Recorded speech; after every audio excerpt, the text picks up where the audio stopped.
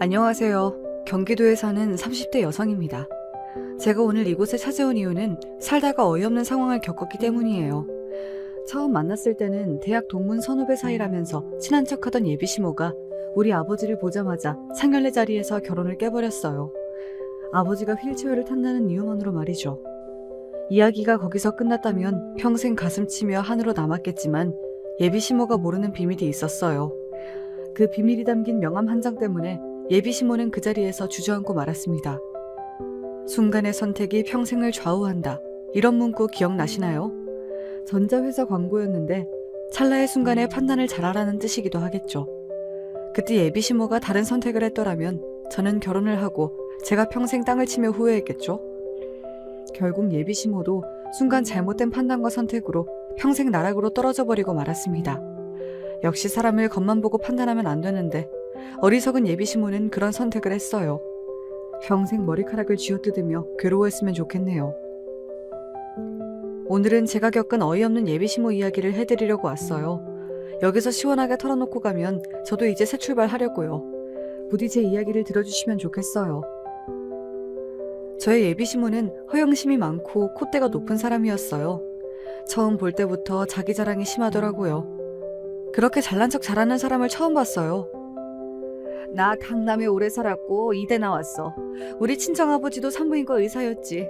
남편도 치과 의사였고 내 아들도 내과 의사란 말이지. 나처럼 의사 잘 아는 사람 없을걸? 너도 애 낳으면 아마 똑똑한 아이 낳을 수 있을 거다. 우리 집안이 그래. 저는 그런 말을 들어도 한 귀로 듣고 한 귀로 흘려보냈어요. 제 성격이 말도 안 되는 이야기는 귀담아 듣지 않거든요. 또 소심한 성격도 아니라서요. 게다가 결혼이 남편이랑 살 거지 예비시모랑 살 건 아니라고 생각했거든요. 물론 그 생각은 이번 일을 계기로 싹 바뀌긴 했지만요. 이렇게 예비시모는 대학이 어디다, 돈이 얼마 있다, 직업이 무엇이다 이런 식으로 사람을 나누면서 판단하더라고요. 저도 처음에 시모에게 인사 갔을 때부터 어느 대학이냐, 부모는 뭐하냐 등을 물어보더라고요. 그래서 이대 영문과를 나왔다, 아버진 사업한다 이런 식으로 얘기했죠. 저는 부모의 직업을 물어보는 것이 인사치레인 줄 알았는데 다 계산하기 위함이었더라고요. 게다가 제 집이 강남 삼성동 어디 한강이 보이는 아파트에 산다고 하니 너무 좋아하시는 겁니다. 몇 층 몇 호 시세까지 알더라고요. 자가냐고 물어서 자가라고 했더니 그 후부터 예비시모는 저와 동문이다, 너무 좋다, 반갑다 난리가 났더라고요. 그러나 제가 아는 예비 남편은 예비시모와 전혀 딴판인 사람이었어요. 겸손하고 조용한 남자였기에 제가 선택했거든요. 아직 만난 지 6개월이 된 사이지만 3개월째 결혼하자고 남편이 프로포즈 하더라고요. 남편을 소개받을 때에는 결혼이 목적이다 보니 성격도 온순하고 성실한 남편이 좋아 보였어요. 그렇게 프로포즈를 받아들이고 만난 예비 시모. 저 첫 만남 이후 이런 시모와는 못 살겠다 싶었는데요. 예비 남편이 어머니가 어차피 제주도에서 살고 있으니 저랑 만날 기회도 많이 없다고 말하니 참을 수 있게 되더라고요. 남편은 좋은데 시모가 이상하다고 결혼을 쉽게 깨기 어렵잖아요. 그렇다고 제가 참고 사는 성격은 아니다 보니 저는 자신이 있었거든요. 시모한테 당하고 우는 며느리가 되지 않겠다고요. 그러나 예비 시모의 성격도 만만치 않았어요. 그리고 내가 얼마나 뒤끝이 없는데 요새 말로 쿨하다고 한다며? 게다가 우린 동문이니 선후배처럼 여기면서 잘 지낼 거니 걱정하지 마라. 예비 시모는 상견례 하기 전 저랑 친하게 지내고 싶다면서 밥을 먹자, 차를 마시자, 쇼핑 가자 이렇게 만남을 요구했어요. 결혼하면 당신은 제주도에서 올라오지도 않을 텐데 어차피 볼 시간 없지 않냐는 겁니다. 제주도에는 예비 시부가 암 수술 후 요양차 지내고 있었거든요. 그래서 예비 시모는 앞으로 만날 시간이 없으니 서울에 볼일 보러 올 때마다 저한테 전화하겠다고 했어요. 우리 대학 선후배처럼 지내자. 그래야 거리감도 없지. 나를 어머니라고 대하지 마. 그냥 편안한 언니처럼 선배라고 생각하렴. 어머니가 이러는데 저는 솔직히 낯이 간지러웠어요. 한두 살 많은 것도 아니고 수십 년 차이가 나는데 선후배라뇨. 그래서 선을 긋는 말을 할 수밖에 없었는데요. 어머니, 누가 그러는데 며느리는 딸이 될 수 없대요. 그러니까 적당한 거리를 유지해주세요. 그래야 저도 어머님께 예의 바르게 해야죠. 저는 어조도 높이지 않고 웃으면서 말했어요. 그러자 시모가 더 좋아하는 거 있죠? 어머, 얘 좀 봐. 역시 나랑 대학이 같아서 그러나 말을 똑부러지게 한다. 내가 그래서 널 좋아하는 거 아니니? 이번 동창회에 같이 좀 나가자. 나도 대학 교수 며느리 있다고 자랑 좀 하게. 예비 시모는 제가 어떤 말을 해도 하하호호 웃어주었어요. 자기 소원이 동문 며느리, 대학 교수 며느리래요. 저는 아직 시간 강사였는데 굳이 전임처럼 생각하시더라고요. 그래서 저를 상견례도 안 했지만 당장이라도 끌고 다니면서 자랑하고 싶어 했어요. 물론 저는 그때마다 요리조리 잘도 피해갔어요. 그랬더니 하루는 제가 수업하는 대학으로 직접 찾아오셨더라고요. 배고프지 하면서 백화점 식당으로 저를 이끄셨어요. 우리 며느리인데요. 우리 아들도 의사, 며느리는 교수예요. 공부 잘하는 애들끼리 만났어요. 좋겠죠? 주문을 받는 종업원한테 굳이 이런 이야기를 하는 이유가 뭘까요? 보는 사람 족족 그따위 자랑하는데요. 저는 그게 너무 싫었어요. 우리 집이 가난한 것도 아니고요. 나름 좋은 환경이니 공부를 자연스럽게 했어요. 과외도 받고 학원도 다닌 결과인데 무슨 역경을 뚫고 이겨낸 사람처럼 자랑하는 것도 아니라고 생각했어요. 공부는 자랑하려고 배우는 게 아니거든요. 하지만 예비 시모는 자신을 과시하고 드러내고 어필하는 것이 취미인 사람이었어요. 저랑 예비 남편이랑 알지도 못하는 접대하는 종업원들이 좋겠다고 칭찬해주는 것이 무슨 의미일까요? 너무 창피해서 쥐구멍이라도 들어가고 싶었어요. 백화점에 쇼핑을 가도 예비 시모는 사람들에게 제가 어떤 사람인지 이야기하는 것을 좋아했어요. 서비스를 위해 점원이 모녀지간이냐고 물어보면 맞는다고 해놓고 같은 대학이니 어쩌고 하면서 자랑을 늘어놓는 거였어요. 우리 며느리가 나랑 동문이잖아. 이대 동문. 옛날에는 이대 영문 가면 여자로 최고였어요. 혼자 돌아다니며 자랑만 하면 저랑 무슨 상관이겠어요. 안 보면 그만인데요. 하지만 굳이 저를 불러내서 이곳저곳을 헤매니 제가 화가 나는 겁니다. 처음에는 동문 자랑하고 싶어 저를 부르나 했지만 실상은 돈이었어요. 명품은 아니더라도 백화점에 가서 옷이나 신발, 액세서리 같은 것을 고르더니 저보고 계산하라고 하는 겁니다. 그것도 매우 자연스럽게 말이에요. 계산대 위에 물건을 올려놓고는 슬그머니 뒤로 빠져버리는데요. 처음에는 가볍게 스카프나 열쇠고리 같은 비교적 가격이 낮은 물건이었지만 시간이 갈수록 점점 금액이 커졌어요. 우리 아들 같은 남자 아무나 못 만나. 의사, 사모 아무나 되나? 요새는 의사 되는 것도 돈 많이 들어. 나 정말 힘들게 키워서 너 주는 거다. 이 정도는 네가 감수해야 해. 예비 시모는 의사가 무슨 재벌이나 되는 것처럼 거드름 피우더라고요. 얘 정원아, 이건 어떠니? 저건 괜찮아? 이러면서 옷을 잔뜩 고르는 걸 있죠. 그래놓고 계산대에 가서는 뒤에 있는 예비 며느리가 계산할 거라고 큰 소리로 이야기했어요. 제가 어느 대학에서 강의한다는 것도 말하면서요. 제 신상이 그렇게 노출되는데 계산 못하겠어요. 이런 말이 입 밖으로 나오지 않더라고요. 나 후배하고 이렇게 쇼핑하는 거 너무 소원했거든. 너무 좋구나, 정원아. 우리 인연이잖아. 이건 보통 인연이 아니야. 선배처럼 너도 나한테 그렇게 편하게 대하거라. 그게 말처럼 쉽나요? 어떤 선배가 후배 지갑 거덜내려고 하겠어요. 게다가 원래 선배가 후배한테 밥 사주고 그러지 않나요? 말이 후배랑 즐기는 데이트죠. 속된 말로 돈 뜯는 것과 무슨 차이가 있겠어요. 처음엔 받아줬어요. 한두 번이야 사드릴 수 있잖아요. 하지만 습관적으로 불러내는 통에 제가 더 이상 안 참았어요. 무슨 하인 다루듯이 정원아 가서 계산해라 이러니 참을 수가 없었죠. 돈푼이는 집안딸 같은데 의사랑 결혼하니 돈을 마구 쓸 거로 생각했나 봅니다. 그날도 어김없이 후배야 이런 호칭을 쓰면서 저를 백화점 앞으로 불러냈어요. 평소처럼 물건을 고른 후에 점원한테 저기는 후배가 계산할 겁니다. 이럴 것이 불보듯 뻔하니 제가 선수를 치려고 준비하기 시작했어요. 의사랑 결혼하려면 이 정도 각오해야 한다니 말이 됩니까 그게? 본때를 보여줘야겠다고 생각했어요. 저는 예비 시모 앞으로 뛰어가 말도 안 되는 애교를 시작했어요. 시모도 웃는 얼굴로 저보고 사달라고 하니 저도 똑같이 하려고요. 선배님, 이거 사주세요. 저것도 사주세요. 저도 선배가 밥도 사주고 옷도 사주면 진짜 좋겠어요. 원래 선배가 후배 밥 사주고 술 사주는 거잖아요. 너무 좋아요, 어머니. 선배님이라 정말 좋다고요. 제가 이렇게 말하면서 선수를 쳤어요. 그리고 제일 비싼 매장에 들어가서 향수 몇 병을 집어들었어요. 백화점 입구에 가면 1층에는 주로 화장품이나 향수 판매장이 있잖아요. 한 병에 수십만 원짜리인데요. 그날은 제가 먼저 점원에게 말을 붙였어요. 저희 시어머니인데 저랑 대학 동문이세요. 이대 영문과 아시죠? 엄마도 꽈톱, 저도 꽈톱이지 뭐예요. 오늘 향수를 사주신대요. 너무 좋겠죠? 선배님, 계산해주세요. 저는 제가 그렇게 연기를 잘하는지 몰랐어요. 그동안 울분이 쌓였는지 입에서 말이 마구마구 쏟아지더라고요.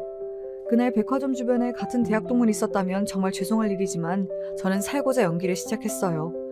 여기서 예비 시모의 길을 꺾어내지 못하면 결혼 생활 내내 괴로울 것이 뻔했거든요. 게다가 꽈톱은 거짓말이었어요. 하늘 높이 띄워드려야 지갑을 꺼내들 것만 같았거든요. 게다가 점원이 제 뜻을 알아들었는지 어머 꽈톱 하면서 대단하시다 멋지다 막 칭찬하는 게 아니겠어요. 그랬더니 마지못해 예비 시모가 카드를 꺼내더군요. 처음에는 당황했지만 제가 왜 이렇게 행동하는지 알았는지 비릿한 미소를 짓더라고요. 제가 고분고분한 줄 알았는데 자기랑 같이 행동하니까 어이가 없고 화가 났을 거예요. 하지만 저도 멈추지 않았어요. 칼을 꺼냈으면 끝까지 잘라야 다신 이런 일이 없을 테니까요. 선배님, 오늘은 제가 안심 스테이크를 먹고 싶어요. 사주실 거죠? 원래 선배가 후배 사랑해주잖아요. 선배님 최고! 고층에 가면 양식당 있어요. 제가 사람들 다 들으라고 소리를 고래고래 질렀거든요. 선배, 선배 하면서 말이죠. 양식당 가서도 제가 일부러 주방장을 불렀어요. 스테이크 맛있다고 하면서 주방장을 치켜세운 뒤 예비시모를 소개했죠. 이분이 예비시모인데 대학 선배다. 그래서 오늘 밥은 산다. 등등. 광고를 대대적으로 해버렸어요. 아마 양식당 사람들 모두 예비시모가 밥을 사는 걸 알 정도로 말이죠. 아마 그날 예비시모 100만 원 가까이 돈을 썼을 거예요. 물론 제가 해드린 비용의 10분의 1밖에 안 되지만 너무 속 시원한 거 있죠? 그 후에 집 돌아가기 전에 예비신모가 저에게 한마디를 던졌습니다. 정원아, 사람들 앞에서 너무 선배 그러는 거 보기 안 좋구나. 우리 자제하도록 하자. 헤어질 때 이렇게 이야기하는 걸 있죠?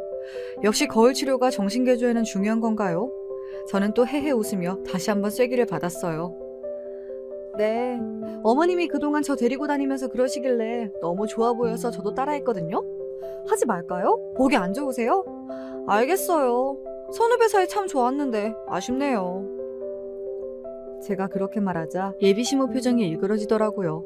가관도 아니었어요. 역시 어머니 이러지 마세요. 아니요, 그건 싫어요. 이런 말보다 행동으로 보여주는 것이 효과가 좋았어요. 그 전에는 일주일에 한두 번 정도 올라와 저에게 전화했는데 그 후에는 제주도에서 잘 올라오지 않으셨어요. 아마 계속 시모의 이상한 행동이 있었다면 결혼 안 하겠다 제가 발표했을 텐데요. 예비 남편에게 이야기하려고 했지만 선뜻 입 밖으로 말이 안 나오더라고요. 너희 엄마 이상해 이런 소리가 쉽게 안 나왔어요. 그래서 남편을 소개해준 외삼촌을 찾아갔어요. 삼촌, 예비 시모 이상해.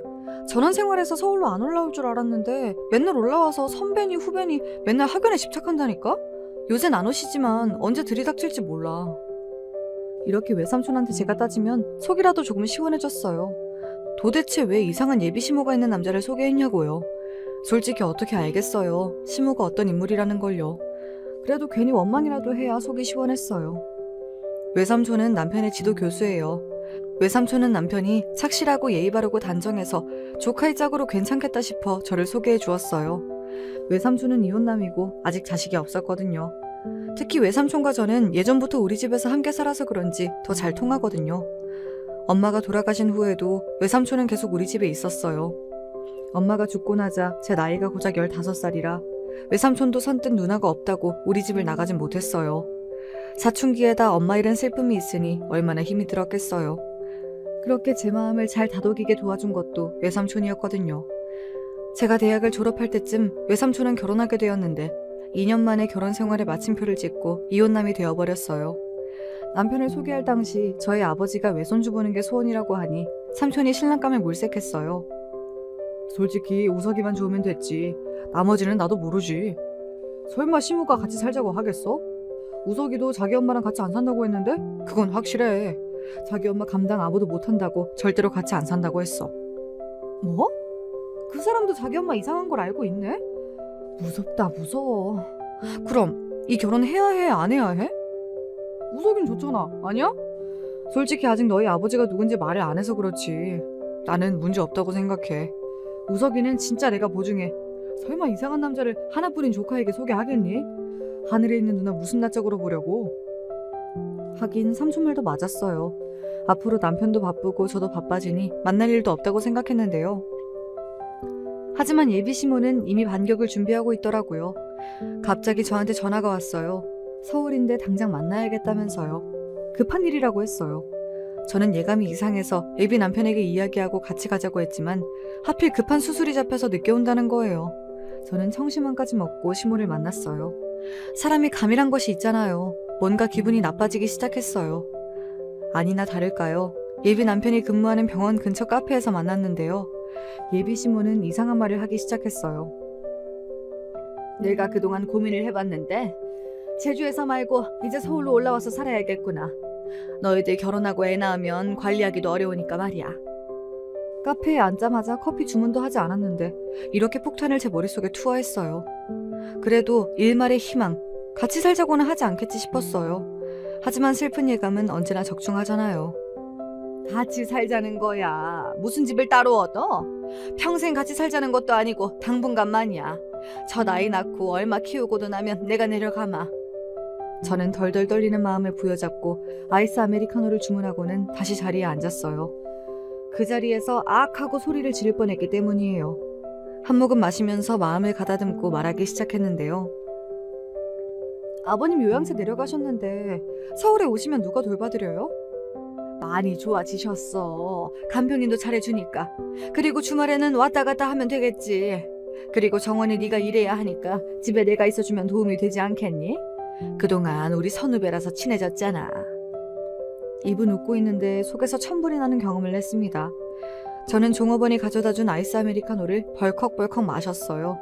그리고 입을 열었습니다. 어머니, 그건 아닌 것 같아요. 같이 살다뇨. 어머니랑 저랑 성격도 너무 달라서 힘들 것 같아요. 저는 용기를 내서 말했어요. 여차하면 지옥문이 열릴 것만 같았거든요. 여기서 시모 페이스에 말리면 평생 함께 살지 모른다는 두려움이 생겼어요. 저는 우석 씨랑 단 둘이 살고 싶어요. 그리고 당분간 아기 생각도 없고 어머님이 해줄 일이 없습니다. 너무 단칼에 거절하는구나. 네가 너무 버릇이 없어. 난 걱정이다. 저번에 보니 향수 같은 고급 제품도 헤프게 구매하고 음식도 비싼 것만 사 먹고. 왜 그러니? 혹시 없이 살다가 갑자기 의사 만나니 정신을 못 차렸니? 그건 왜 그런지 아시잖아요. 어머니가 하시는 대로 따라했을 뿐이에요. 싫다고 하셔서 안 하기로 했고요. 그리고 저 그 정도 살 수 있고 먹을 수 있게 돈 벌고 있어요. 사후 경직 월급이 얼마 된다고 그래? 내가 좋게 봐서 교수지. 네가 교수니? 그냥 강사 아니야? 그 정도 위치에 우리 우석이를 만날 수 있다고 생각해? 저는 한숨을 쉬며 커피를 마셨습니다.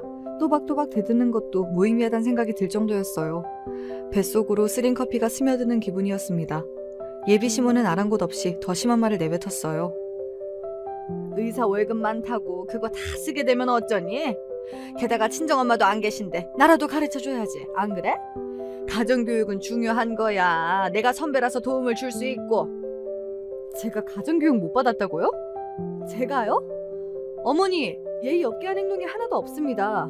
이렇게 무리하게 당장 연락해서 나오라는 것도 거부하려다 어른이 비행기 타고 오는데 나가는 게 도리로 앉아있는 겁니다. 말 함부로 하지 마세요, 어머니. 짜증이 나는 얼굴로 겨우 앉아있는 게 예의니? 집에 의사라곤 외삼촌밖에 없잖아. 의사 부인으로 덕목부터 하나하나 가르쳐야지. 너희 아버지 집에서 쉬신다며? 엄마도 일찍 돌아가시고 외삼촌 덕분에 큰 것 같은데 외숙모도 안 계시잖아. 내가 도와줄게. 의사 부인 덕목이라뇨. 어머니, 그런 것이 어딨어요. 의사가 특수한 직업이지만 특별한 것은 아니잖아요. 저 우석 씨 의사라서 결혼하는 것이 아니에요. 좋은 사람이라서 결혼하는 거지. 그깟 의사라서 결혼하는 게 아니라고요. 어머, 얘 봐라. 그깟 의사? 네 주제에 가당치도 않은 거였어. 저번에도 말했지만 우리 아버지 의사야. 내 남편도 의사고 내 아들도 의사고. 그런 것들이 얼마나 중요한지 아니? 내 남편 내가 내조해서 병원장까지 만들었다. 비록 대형 병원은 아니지만. 지금 우석 씨 병원장 못 만들까 봐 이러시는 거예요? 어머니 아들 병원장이라도 만들어주려면 저한테 이러시면 안 돼요. 어쩌려고 그러세요? 뭐라고? 솔직히 안 교수님 봐서 너 며느리로 맞이했다. 주제도 모르고 나서지 말라. 남들은 의사 며느리 맞이하라고 하지만 아니야. 남편 스트레스 다 받아줘야 하는데 같이 의사인 건 나 싫거든. 다신 이런 건방 떨지 마. 건방이 아니고요. 제 의견을 말씀드린 겁니다. 아마 우석 씨 뜻도 저와 같을 거예요. 만약에 아니라면 저 결혼 못하고요. 합가는 아닙니다. 정원아, 지금 내 아들 병원에서 최고 대우 받아 병원장 될 수도 있어. 이사장이 우리 아들 좋아한대. 그래서 가능한 거야. 물론 네 학위에 달렸지만. 병원장 제 학위에 달린 것이 아니라 우석 씨가 열심히 하면 되는 거예요. 그리고 이사장님 제가 알기론 모든 의사를 좋아하세요. 우리 삼촌도 좋아하시고요. 아시겠어요? 너한테 대학 선배뿐 아니라 의사 부인 선배로 혹은 인생의 선배로 멘토 좀 하겠다는데 왜 이래? 그러니까 같이 살 거야. 그렇게 알고 혼수 준비해. 그때였어요. 예비 남편이 들어오더니 한 번은 못 본 무서운 얼굴로 예비 시모를 노려보는 거였어요. 제가 저번에도 말씀드렸죠. 정원 씨한테 따로 연락하지 말라고. 그리고 같이 살다뇨. 전 싫습니다. 절대로 같이 안 사니까 그런 줄 아세요. 정원 씨, 일어나요. 같이 나가요. 더 듣다가 화병 나서 죽어요. 예비 남편은 제 손목을 잡아 끌며 밖으로 나갔어요. 그리곤 미안하다고 대신 사과했죠. 같이 살 일도 없고 이제 예비 시모가 연락해도 받지 않아도 된다고 했어요. 나중에 제주도 한번 내려가 예비 시부를 만나고 결혼하면 된다고 하는 겁니다. 엄마가 그런 게 있어요. 쉽게 말해서 잘난 척이라고 하죠. 남한테 보이는 걸 중요하게 생각하는 경향이 있어요. 솔직하게 저 외동아들이 아니에요. 형이 하나 있었는데 뇌성마비였거든요. 17년 살다가 죽은 형이었어요. 근데 엄마는 그것도 없던 일처럼 행동하더라고요. 뇌성마비 아들을 키우면서 모자란 아이를 낳았다며 예비 시모가 구박을 많이 받았다고 하더라고요. 저는 의사 집안에서 뇌성마비가 유전보다는 환경적 요인이 더 많은 걸 몰랐냐고 반문했더니 예비 남편이 눈을 동그랗게 뜨는 겁니다. 의사 집안이요? 엄마가 그래요? 외할아버지랑 할아버지 다 농사 지으셨는데요. 진짜 엄마가 그랬어요? 만날 때마다 의사 집안이라고 하셨는데 아니에요? 아버지는 치과 의사셨지만 나중이면 책방 운영하셨어요. 하긴 치과 운영하셨으니 병원 장은 맞나? 아무튼 엄마가 정원 씨한테 많이 밀렸는데요. 불리하니 거짓말했나 봐요. 예비 남편은 엄마는 자기가 이제 막아줄 테니 너무 걱정하지 말라고 하더군요. 시모가 그렇게 다급하게 올라와 서울에 같이 살자고 어필한 것은 제 기선을 제압하기 위해 떠든 말 같았어요. 제가 호락호락한 며느리가 아니란 것을 알고 서울 살겠다 협박하고 반응해보려고 했나 봅니다. 제가 그 작전에 안 먹혔다는 것이 문제지만요. 생각해보면 예비 시모가 제주도에서 올라와 서울 어디서 정착할 수는 있겠지만 저와 살 일은 없었을 거예요. 제가 시집살이를 사서 할 만큼 바보는 아니니까요. 어찌되었든지 합가는 불가하다고 정확하게 예비 남편과 예비 시모에게 이야기했으니 더는 고민하지 않기로 했어요. 남편도 솔직히 예비 시모에게 평생 시달렸다고 해요. 의사 못하면 안 된다고 어릴 때 맞기도 많이 맞았고요. 그래서 결혼으로 인연을 끊고 싶다고 했어요. 그 말이 없었으면 그만 만나자고 해야 하나 싶었는데 남편이 솔직히 시모와 관계를 끊는다고 해서 내심 기뻤어요. 그 대신 하나 궁금한 것이 있더라고요. 어머니한테 우리 집안 이야기 안 했죠? 하는 게 낫지 않겠어요? 아버님이 병원 이사장인 거 알면 더 이상해져요. 엄마 난리 나겠죠. 정원 씨 더 괴롭히면 어떡해요. 상식적으로 이사장 딸이면 잘 보이려고 하는 게 맞는데 엄만 저 기죽을까 봐서 안달 복달일걸요. 엄마가 정 힘들면 이민도 생각하고 있으니 너무 고민하지 마요. 우석 씨 어머니라서 잘 보이고 싶었는데 일이 이렇게 됐네요. 정원 씨가 그래도 고맙게 엄마 받아줬잖아요. 엄마는 제가 의사가 된 것이 너무 자랑스러워하는데 문제예요. 적당히 하면 좋은데 장인어른 소개는 상견례 때 자연스럽게 하죠. 예비 남편의 뜻이 예비 시모에게 전해진 탓일까요? 몇 주간은 정말 잠잠했어요. 합가 이야기도 물 건너갔고요. 그렇게 시간이 지나니 상견례를 할 차례가 되었어요. 이럴 때는 죽은 엄마가 더 생각났어요. 같이 있으면 얼마나 좋을까 하고 말이에요. 저는 예비 시모의 말대로 엄마가 일찍 돌아가셨죠. 외삼촌도 자기를 아들처럼 키운 엄마가 죽자 서럽게 울었습니다. 그 후에 저는 삼촌이랑 아버지, 저랑 함께 살기 시작했어요.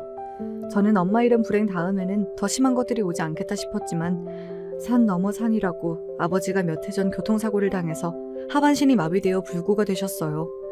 그 당시 50 초반이었는데 갑자기 그런 일을 당해 충격이 컸어요. 불행이 자신을 덮친다는 생각이 들었다고 해요. 그때부터 다시 경영 공부도 시작하셨어요. 겉으로 보기엔 저희 아버지가 장애인인 것 같아도 병원 이사장입니다. 전직 의사셨고요. 그걸 예비 시모에게 숨겼죠. 왜냐고요? 물론 예비 남편 뜻이었어요. 어머니가 유별나셔서 어떤 반응일지 모르겠어요. 너무 좋아하시면 제가 낯을 볼들 것 같아서요. 아니면 정원 씨 기선을 제압하려고 난리를 치면 저 감당 못해요. 정원 씨랑 결혼하고 싶어요. 장인어른 때문이 아니라요. 정원 씨 정말 좋아합니다. 예비 남편은 이 결혼에 부모들의 직업이 무슨 상관이냐고 덧붙였어요. 하긴 그 말도 맞죠. 우리 아빠가 이사장이고 병원을 세운 사람이라고 해도 남편이 병원장이 된다는 보장은 없으니까요. 저희 부녀는 철저히 각자의 삶에 충실히 하고자 했어요. 남편도 제 뜻을 이미 알고 있으니 걱정할 필요도 없다고 말하더군요. 그런 상념에 사로잡혀 상견례 전날 잠을 한숨도 못 잤거든요. 예비 남편이 예약한 조용한 호텔 양식당으로 향했어요. VIP만 가는 방이었는데 아마 삼촌이 정해준 곳인가 봐요. 왜냐하면 아버지랑 제가 자주 이용하던 곳이거든요. 아버지가 다리가 불편하니 새로운 곳은 아무래도 어려울까 배려했다고 했어요. 시모는 몸이 아픈 시부 대신 혼자 참석한다고 했어요. 그래서 나중에 제주도로 한번 방문하기로 했고요. 예비 시모는 저한테 아직 감정이 남아있는지 째려보시더라고요. 하긴 같이 안 살겠다고 했으니 그럴 수 있겠다며 이해하려고 했지만 그 이후 시모의 행동으로 상견례는 아수라장이 되고 말았습니다. 그날따라 도로 사정이 좋지 못해서 차가 막혔어요. 예비 남편과 예비 시모는 먼저 상견례장에 도착했어요. 외삼촌도 도착했다고 문자가 왔지만 저와 아버진 그제야 호텔 주차장을 들어섰어요. 저는 수행비서가 아버지를 휠체어에 태우는 걸 보고 제가 예비 남편에게 전화했어요. 지금 다 도착했어요. 시간이 걸릴 것 같아요. 아버지 준비가 필요해서요. 예비 남편은 신경 쓰지 말고 천천히 오라고 했지만 벌써 40분이 넘어가니 제가 다 불안하더라고요. 아버지는 중간에 화장실에 가야 하니 저보고 먼저 올라가 있으라고 했어요. 비서에게 아버지를 맡기고 전 양식당 예약룸으로 제가 먼저 들어갔어요. 예비 시모는 웃지도 않고 창문을 응시하고 있더라고요. 죄송해요 어머니, 너무 늦었죠. 사고가 나서 도로가 꽉 막히더라고요. 여기 다 바쁜 의사 모셔놓고 늦는 것이 말이 되니? 미리 와서 준비하면 좋잖아. 시모는 외삼촌이 있거나 말거나 싫은 소리를 쏟아냈어요. 지배인이 들어와 주문하려는데 저를 보고 오셨어요 하고 인사를 하는 겁니다. 그걸 시모가 도끼 눈으로 째려보더군요. 이런데 자주 오니? 돈을 그렇게 물수도 쓰면 어떡해. 그래서 같이 살자고 한 건데. 어머니 그만하세요. 저랑 약속하고 오셨잖아요. 정원 씨 삼촌도 계시는데 왜 그러세요? 여기 제가 예약하라고 박 선생에게 이야기했습니다. 정원이랑 매영이랑 자주 오던 곳이라. 그렇게 안 비싸요 사돈 어르신. 네, 저번에 보니 새아가 씀씀이가 해프더라고요. 그래서 드리는 말씀입니다. 제가 이래 보여도 의사 집안 사람이에요. 의사 부인이 돈을 많이 쓰면 구설에 오르더라고요. 우리 며느리는 절제가 필요한 법이에요. 어머니 그만하세요. 오늘 아무 말도 하지 않기로 저와 약속했잖아요. 아니면 저 먼저 일어납니다. 예비 남편이 탁자에 있는 시모 손을 꽉 잡았습니다. 그만하라는 뜻일 텐데요. 그러자 시모가 입을 닫고 말더군요. 그때 똑똑 소리가 들렸어요. 저는 일어나 문을 열었습니다.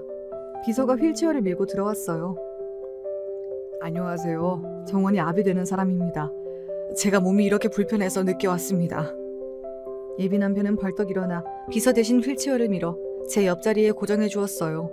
시모는 인사도 없이 그 모습을 빤히 바라보고 있는 게 아니겠어요? 어머님, 저희 아버지세요. 아버지, 우석 씨 어머님이세요. 네, 안녕하세요. 정원이 아비입니다. 아버지가 인사를 2번 해도 예비 시모는 그저 아버지를 바라보고만 있었어요. 예비 남편이 엄마 인사하세요 이렇게 말해도 묵묵답답이더니 갑자기 일어나 탁차를 툭 하고 치는 게 아니겠어요? 내가 이럴 줄 알았어요. 안 교수님, 너무하신 거 아니에요? 이 결혼 안 되겠어요. 며느리 될 아이가 마음에 들지도 않는데 이런 병신 집안하고는 결혼 못해요. 어머니! 그게 무슨 말씀이에요? 무슨 집안이요? 예비 남편은 얼굴이 사색이 되어 하얗게 변하고 말았습니다. 그리고 제발 그만하면서 울먹이기까지 했어요. 하지만 시모는 계속 진격을 시작했어요. 처음에는 아이가 착하고 좋은 줄 알았는데 얼마나 드세고 잘난 척을 하는지. 그런데 뭐? 아버지 저 모양 저 꼴이면서 어디서 바락바락 대들어. 이 결혼 못해. 안 해. 가자 우석아. 저는 진짜 한숨이 나왔어요. 병신이라니요. 삼촌도 어안이 벙벙해서 멍하게 저를 바라보더라고요. 아버지만 허허하고 웃으셨어요. 아버지가 웃으니 예비 시모가 더 어안이 벙벙한 걸 있죠. 어머니, 진짜 이러실 거예요? 어떻게 그런 말씀하세요? 후회해도 소용없지만 사과라도 하세요. 아니면 후회하십니다. 박 선생, 그러니까 말씀을 드리자고 했잖아. 괜찮으세요, 매형? 병신 집안이라 안 해요. 제가 그럴 만한 사정이 있습니다. 시댁 식구들한테 억눌려 사는 것도 싫고요. 저는 갑니다. 우서가, 가자. 엄마 사과하세요. 이사장님이세요. 일단 사과하시라고요. 예비 시모는 어리둥절하게 서 있더라고요. 아버지가 직접 휠체어를 끌고 가셔서 시모 앞에 명함 한 장을 내밀었습니다. 거기에는 예비 남편이 근무하는 병원 로고와 함께 이사장이라는 직함이 떡하니 보였어요. 예비 시모는 그 명함을 보고 그 자리에 무릎을 꿇어버렸어요. 죄송해요. 어떡하니 우서가. 어떡해요. 제가 미쳤나 봅니다. 시모는 명함을 주고는 달달 떨고 난리가 났어요. 놀라면 지린다고 하는데 그랬을지도 모르죠. 그렇게 병원장 어쩌고 타령했는데 정작 아들이 근무하는 병원 이사장한테 이상한 말을 했으니 지를 수밖에요. 어머니, 말씀을 그렇게 함부로 하시다니 정말 실망입니다. 같은 대학 동문이요. 그거 더 창피합니다. 다리가 불편한 거지 병신이라뇨. 그만해라 정원아. 그 말이 맞지. 다리를 못 쓰는데 그래서 못 하신다니 정말 유감입니다. 아니요, 아닙니다. 제가 돌았나 봅니다. 결혼해야죠. 아니요, 해야 되죠. 전 아닌 것 같아요. 저희 돌아가겠습니다. 아버지, 전 이 결혼 미련이 없어요. 죄송합니다. 오늘 여기까지 하는 게 좋겠습니다. 정원 씨 미안해요. 내가 연락할게요. 하지만 저는 이미 마음이 닫혀버렸습니다. 병신이요? 그런 단어를 입에 올릴 수가 있나요? 외삼촌을 미리 이사장 딸이라고 말하지 않는 것이 다행이라고 했어요. 이렇게 속마음을 알 수 있게 되었으니 말이죠. 아들은 반듯한데 어머니가 엉망이라며 혀를 찼습니다. 넌 무슨 실수했어? 왜 너는 마음에 안 든다고 하니? 나는 그게 더 싫어. 나야 병신이라고 하든 말든 왜 내 딸이 싫대? 결혼 안 할래요. 시모 생각하면 소화가 안 돼요. 미친 사람 같아요. 아들 직장 상사 조카라고 하는데 어디서 병신이래? 하여간 사람이 하나를 보면 열을 안다고 별로인 것 같아요. 그렇게 성급하게 판단하지 말고 기다려보자. 사람이 진중하진 못해도 솔직해. 그렇게 쉽게 속마음은 들었잖아. 아버진 세상에 다양하고 이상한 사람들이 많다며 저보고도 이성을 찾고 흥분하지 말라고 하더라고요. 흥분이 오히려 일을 망친다며 차분하게 바라보고 선택해도 늦지 않는다고 하셨어요. 그날 밤 예비 남편이 찾아왔지만 저는 방 안에서 나가지 않았어요. 아버지와 뭐라고 이야기를 했는지 알고 싶지도 않았어요. 문자로 미안하다는 말이 몇 번 왔어도 저는 답을 하지 않았어요. 하지만 저도 사람이라 잠을 설쳤는데요. 새벽에 너무 잠이 안 오니 공원이라도 뛰어볼까 밖으로 나가니 아파트 입구에 예비 남편 차가 보이더라고요. 남편은 저를 보더니 차에서 내려 다가왔어요. 초췌한 모습이 안타깝긴 했어요. 엄마가 이상하니 그렇게 고생이구나 하고 싶더라고요. 집에 안 갔어요? 왜요? 저는 박우석 씨랑 더 이상 할 말이 없어요. 엄마와 의술하기로 했어요. 엄마 더 이상 정원 씨 앞에 오지 않을 거니 넓은 마음으로 이해를 해주면 좋겠어요. 우리 결혼하는데 엄마는 없을 거예요, 이제. 결혼이요? 전 생각 더 해봐야 될 것 같아요. 진행되겠어요? 그나저나 아버지는 뭐라고 하세요? 아버지가 이해한다고 하세요? 네. 엄마가 오셔서 사과라도 할까요? 하니 됐다고 하시네요. 정원 씨가 받아주시면 결혼은 할 수 있다고 하셨어요. 박우석 씨, 생각 좀 해볼게요. 일단 돌아가세요. 오늘 업무 지장 있잖아요. 저는 겨우 예비 남편을 달래서 돌려보냈어요. 하긴 병원 이사장 딸이라서 그런 건가요? 예비 남편은 저를 붙잡고 싶었던 모양이에요. 그런데 왜 제 아버지가 이사장인 것을 이야기하는 것을 꺼렸는지 생각해봤어요. 예비 시모 성격이면 좋다고 했을 건데. 휠체어 아니라 진짜 아버지가 몸에 문제가 있어도 받아줄 것 같았거든요. 물론 시모였다면 병원에 골백 번도 더 왔을 거예요. 소문이 무서웠다니 왜 그럴까 의문의 답이 풀리지 않았어요. 병원에 소문이 나도 나쁜 소문도 아닌데 지장이 없어 보였거든요. 이런 의문이 풀리기도 전에 예비 시모는 너무 뻔뻔하게 저에게 전화하는 겁니다. 안 받으니 학교로 전화하고 또 찾아왔어요. 저는 전화도 차단하고 말았는데요. 어느 날 수업을 끝내고 집에 가려는데 조교가 헐레벌떡 뛰어와 학과장이 저를 찾는다고 말했어요. 학과장 방에 가보니 이미 학과장과 예비 시모가 환하게 웃고 있었어요. 제가 왜 모교 학교의 전임 강사가 되었을까요? 학과장이 예비 시모 동문이라고 했습니다. 예비 시모는 인사차 왔다며 일어나더라고요. 거기서 싫다고 할 수도 없고 어쩔 수 없이 예비시모를 데리고 그 방을 나오게 되었죠. 캠퍼스 한쪽 벤치에 앉아서 이야기하자며 예비시모가 저를 데리고 갔어요. 여기서 싫다고 뿌리쳐봤자 보는 눈이 많으니 오히려 이상해지겠다 싶었어요. 미안하다 정원아. 한 번만 이해 좀 해줘라. 나 아들 중에 뇌성마비가 있었어. 그래서 신체적으로 이상이 있으면 그렇게 반응이 나와. 그때 나도 제정신이 아니었어. 우석 씨가 어머니랑 의절한다는데 아직 안 했나 보죠? 저는 결혼도 생각해보기로 했어요. 그러니 사람들한테 예비시모라고 소개하지 마세요. 결혼 안 할 수도 있잖아요. 아버님에게 사과는 드리고 의절해도 해야지. 그게 네가 원하는 거면 다신 안 찾아올게. 우리 우석이 제발 버리지 마라. 지금도 매일 괴로워하고 있어. 사과하고 의절하세요. 그리고 다신 학교에서 저를 찾으시면 안 됩니다. 결혼은 좀 더 고민해볼게요. 그럼 조심히 가세요. 저는 할 말만 하고 돌아서 버렸어요. 어떻게 뻔뻔하게 찾아올 수가 있나요? 아버지 앞에서 무릎을 꿇고 사과하고 용서 빌었다고 하지만요. 아버지는 이해하고 용서해도 저는 그렇게 쉽게 되질 않았어요. 아무리 자기 아들이 뇌성마비였다고 내 아버지를 병신이라고 할 필요는 없잖아요. 아무리 생각해도 예비시모도 이해되지 않았어요. 사람이 기본적으로 다른 사람을 무시하면 나올 수 있는 말 아닌가요? 게다가 예비시모는 내 앞에서 하는 말과 뒤에서 하는 행동이 달랐어요. 제 앞에서 용서를 빈다고 했지만 돌아서서는 이사장 딸과 결혼한다고 소문내고 있었어요. 그래야 제가 사람 눈이 무서워 결혼이라도 할 줄 알았나 봅니다. 하지만 그건 자기 생각일 뿐이고요. 사람들 눈 안 무서워하는 사람도 있습니다. 바로 저예요. 남들 보는 것이 무슨 상관이라고 자기 인생을 함부로 굴리겠어요. 예비시모의 이런 태도가 오히려 결혼하기 싫은 이유였어요. 우석 씨, 우리 원점으로 돌아가죠. 결혼이 아무리 우리끼리 한다고 해도 무리예요. 의절이 되겠어요? 천륜인데요? 그리고 제가 보기엔 어머니 의절 못해요. 벌써 병원에 자기가 이사장들 시모라고 하고 경비실을 통과했다는데 사과도 하기 전에 그게 말이 돼요? 예비신랑 말대로 병원의 소문이 삽시간에 퍼졌어요. 예비시모는 동창들 모이는 카톡방에서 벌써 자기 아들 병원 이사장 딸하고 결혼한다고 이야기했대요. 병원 입구 경비 요원들에게도 병원 로비에 있는 커피 전문점 사장한테도 자기가 이사장 따님 시모라고, 그리고 자기 아들이 여기 내과 전문이라고 큰 소리를 쳤나 봅니다. 아버지를 어떻게 구워 삶았는지 용서라는 단어가 나왔어요. 시모가 일주일 내내 가서 손이 발이 되도록 빌었다고 해요. 아버지가 이해하겠다고 하는 이야기가 무슨 뉴스라고 신이 나서 저한테 예비 남편이 전화하는 거 있죠. 아버님도 용서해 주신다고 했어요. 오늘 어머니가 벌써 5번째 방문해서 무릎이 닳도록 비셨어요. 형이 뇌성마비라 트라우마가 있어서 그랬다고 이해도 하시고요. 이제 정원 씨만 이해해주면 좋겠어요. 엄마는 의절해요. 그건 진짜예요. 믿어주세요. 모르겠어요. 더 이상 아무런 생각이 들지 않아요. 결혼하고 싶지 않아졌어요. 좀 더 생각을 해볼게요. 전화하거나 찾아오지 마세요. 그렇게 저랑 결혼하고 싶은 예비 남편도 필사적이었어요. 물론 예비 남편 마음을 모르는 것은 아니에요.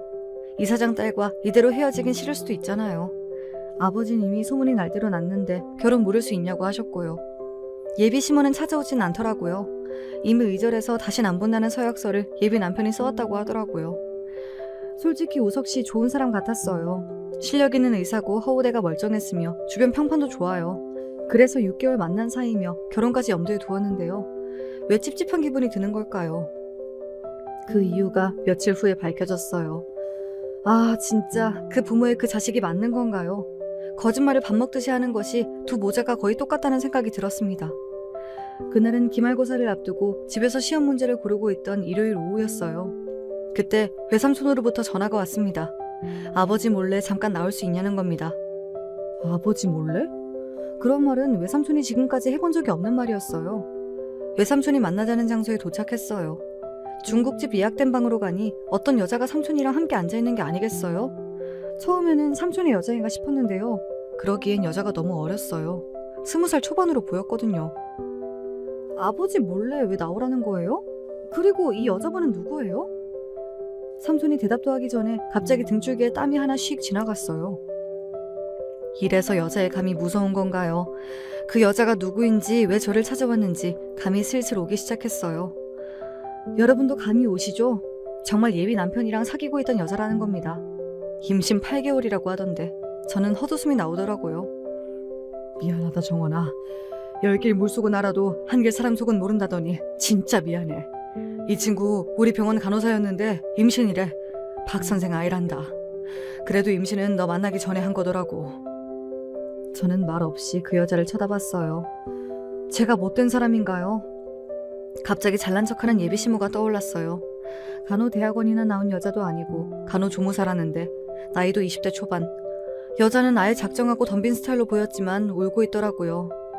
이 여자를 보면 우리 선배님은 어떤 표정을 지을까가 오히려 궁금했어요. 별것도 아닌데 왜 불러요, 삼촌. 저 그 사람이랑 결혼 안 해요. 그날 상견례 자리에서 결정한 것 바뀐 건 없어요. 아버지도 제 뜻대로 했다고 하고요. 이래서 소문내는 게 싫었구나. 저 갈게요. 알아서 잘 정리하세요. 그날 밤 정말 잠이 잘 오더라고요. 그동안 결혼을 해야 하나, 진짜 좋은 사람인가 아닌가 이런 의심이 있었는데요. 역시 그런 마음이 들 때면 결혼하면 안 되는 것 같아요. 저는 아버지에게 결혼을 안 하겠다고 말했고 찾아온 예비 남편에게도 전화로 쐐기를 박았어요. 이미 예비 남편은 외삼촌에게서 많이 맞은 상태였거든요. 박우석 씨, 결혼 안 합니다. 안녕히 계세요. 이제 전화 차단합니다. 저는 이 말만 하고 전화를 끊어버렸어요.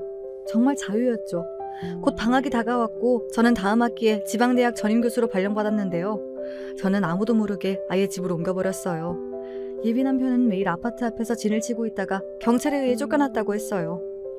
그 후 외삼촌 말로는 아무도 모르게 예비 신랑의 병원을 그만두었다고 했어요. 그리고 서울 어디서 개업했다는 말이 떠돌고 있었죠. 그 여자랑 비밀로 결혼까지 했다는데 저는 아무 신경이 쓰이지 않았어요. 그러거나 말거나 말이죠. 그 후에는 소식을 몰랐는데요.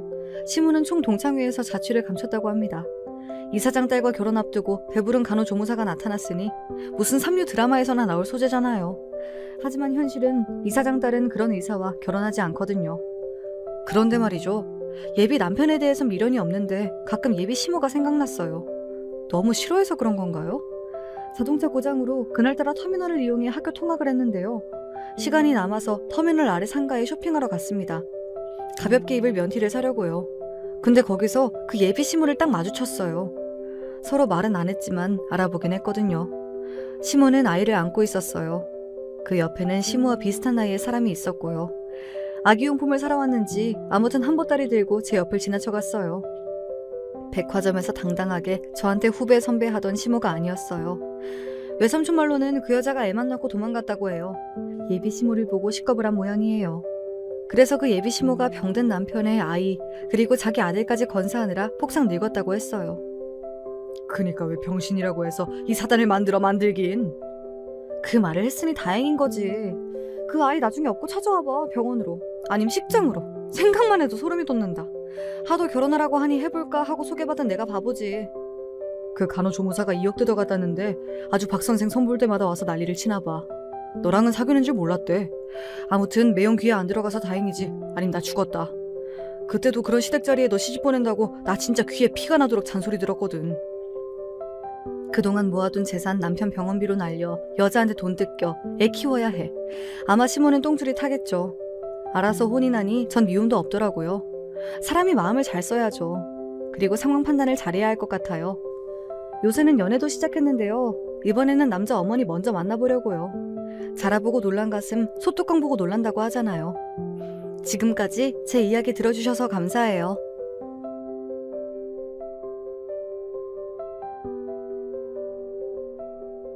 안녕하세요. 저는 경기도 남부의 어느 고즈넉한 동네에서 살고 있는 중년 여자입니다. 사연을 한 편씩 틀어놓고 집안일을 하는 습관을 가지고 있는데요. 만약에 제가 보낸 사연이 소개가 된다면 그날은 정말 즐거운 추억을 만들며 집안일을 할 수 있지 않을까 싶어서 그런 상상을 해보니까 재밌더라고요. 그래서 한번 사연 신청을 도전해보게 됐어요. 인생은 도전의 연속이라고 하잖아요. 그러니 비록 제가 젊고 어린 시절보단 생기와 총명이 덜하다시만 반짝반짝 눈을 빛내며 컴퓨터 자판을 두드려 보렵니다. 세상이 이렇게 빨리 변할 줄은 몰랐던 것 같아요. 어린 시절 전 기껏해야 땅 따먹기를 오락으로 즐기던 소녀였으니까요. 컴퓨터가 뭔지도 모르고 자라났던 시절 저희 집엔 조부모님이 함께 계셨답니다. 친정아버지께서 집안의 유일한 아들이셨거든요. 고모만 셋이었고요. 제가 보기엔 고모들도 다 좋으시고 전부 효녀신데 조부모님께선 아들이 최고, 딸은 출가 외인이라고 하시면서 저희 친정 아버지를 가장 귀하게 여기시며 예뻐하셨습니다. 특히 친할머니께서 아들을 귀히 여기시는 것에 앞장을 서셨어요. 그래서 고모들을 향해선 곧잘 모진 말씀도 뱉으셨지만 친정 아버지에겐 순하게만 구셨고 저는 그런 모습을 봐오며 자라났습니다. 친정엄마께선 친할머니께 많이 시달리고 사셨어요. 우리 권영이가 어떤 아들인데? 우리 권영이가 얼마나 귀하고 대단한 아들인데 너는 시집을 오면서 고작 그런 거적대기나 들고 와? 차라리 뻔뻔스레 맨몸으로 시집을 오지 그랬니? 친정 부모님 두 분이 결혼하셨을 당시 친정 엄마께선 이불을 해오셨다고 해요. 다른 건 없었고 간신히 이불만 장만을 해오셨던 것은 외가의 형편이 좋지 못했기 때문이라고 합니다. 그래도 딸을 시집 보낸답시고 외할머니께서 많은 신경을 쓰시며 나름대로 이불을 좋은 것으로 해주셨는데 그 마음을 친정 엄마께선 익히 잘 알고 계셨기에 친할머니의 발언에 매번 큰 상처를 받으셨다고 해요. 엄마께는 소중한 이불인데 그걸 친할머니께선 걸핏하면 트집 잡으시며 거적대기라고 비하를 하셨으니까요. 엄마께서 시집을 오신 지가 한창이었는데도 친할머니께선 두고두고 이불 얘기를 하셨으니 매사에 친정엄마께서 얼마나 시달리시며 힘든 시집살이를 하셨는지 능히 짐작이 가능한 대목입니다. 저는 어렸을 적에 좋게 표현을 하자면 긍정적인 아이였고 나쁘게 표현을 해보자면 맹해서 별로 생각 자체가 없었어요. 그래서 친할머니께서 저를 향해 계집애가 뛰는 거 아니다 라고 하신다든지 그런 핀잔을 주셔도 헬렐레 웃기나 할 뿐이었습니다.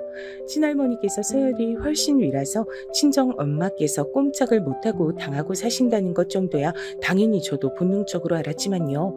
그래서 저는 엄마께선 아무래도 당신의 시어머니를 무척이나 싫어하고 증오하고 계실 거라고 생각하고 있었어요. 그게 당연하니까요.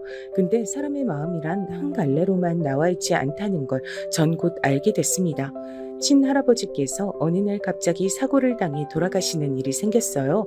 여느 때처럼 자전거를 타고 나가셨다가 트럭에 치여서 숨을 거두셨습니다. 엄청난 사건에 동네가 뒤집어졌고 친할머니께선 소식을 듣고 현장에 달려가셨다가 그대로 훈절을 하셨죠. 충격이 극심하셨기 때문인지 깨어나신 후로 계속해서 손발을 덜덜 떠셨고 말씀을 똑바로 못하셨습니다. 갈수록 입맛도 잃어가셨죠. 기력이 점점 쇠하시는 게 눈으로 확연히 보일 정도였어요. 저러다가 친할머니마저 얼마 못 사시는 거 아니냐며 친정 부모님께서 무척 걱정이 많으셨습니다. 어머님, 오늘도 그렇게 돌아가신 아버님 생각으로만 지내실 거예요? 밥도 크게 한술 뜨시고 기운도 차리셔야죠. 특히나 친정엄마께서 눈물로 친할머니를 위하시는 모습을 보며 제가 얼마나 놀랐던지 몰라요. 그토록 오랜 세월 시달리셨으면서도 친할머니를 향해 조금도 잘됐다는 생각을 하지 않으시고 안타까움에 발을 동동 구르시는 친정엄마의 모습에 전 놀랐지만 친할머니께선 그것을 넘어서 감동을 받으신 듯 보였어요. 어느 날 엄마께서 식사를 차려 방으로 가져다 드렸을 때 친할머니께서 눈물을 조용히 흘리시는 모습을 봤거든요. 엄마를 바라보시는 눈빛에서 많은 감정들이 읽혔습니다. 엄마의 극진한 간호를 받으신 친할머니께선 조금씩 혀가 풀리셔서 다시 말씀을 똑바로 하실 수 있게 됐고 주변에선 며느리의 효심이 시어머니를 살린 거라고 떠들었습니다. 애미야, 나는 네 시아버지가 그렇게 떠난 이후 요새 왜 자꾸 옛날 생각이 나는지 모르겠다. 옛날이라면 언제요? 아버님하고 처음 만나셨을 때요? 그건 애저녁에 잊어버렸어. 근데 딸 자식들한테 해준 것 하나 없이 퉁명스레 키운 것이 생각이 나질 뭐니.